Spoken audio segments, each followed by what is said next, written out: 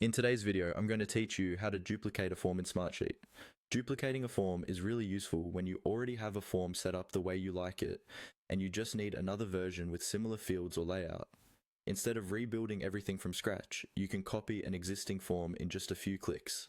I'll walk you through the process step by step so you can follow along on your own screen. First, start by opening Smartsheet and selecting the project or sheet that already contains the form you want to duplicate. This is important because forms are always tied to a specific sheet. Make sure you're in the correct sheet where the original form lives. You can do this from your Smartsheet home screen or from your recent items list. Then open that sheet as you normally would. Once your sheet is open, look toward the top of the Smartsheet window for the Forms option in the toolbar. Click on Forms. This is where Smartsheet keeps all of the tools related to form creation and management for the sheet you're currently viewing. After you click on Forms, a drop-down menu will appear.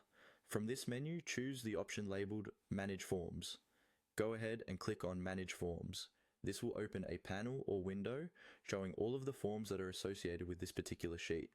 If you have multiple forms, you'll see them listed here by name. In the Manage Forms view, find the form you want to duplicate. Take a moment to confirm you've selected the right one, especially if your forms have similar names. Once you've located it, look to the right side of that Forms row for an icon with 3 vertical dots. This is often called the More Options or Overflow menu. Click on those 3 dots to open a small menu of actions you can take on that form. In the menu that appears, look for the option labeled Duplicate and click on it.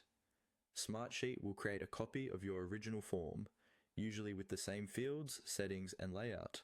The duplicated form will appear in your list, often with a default name that indicates it's a copy. From here, you can rename the form, adjust any settings, or tweak questions as needed without affecting the original. And that's all it takes.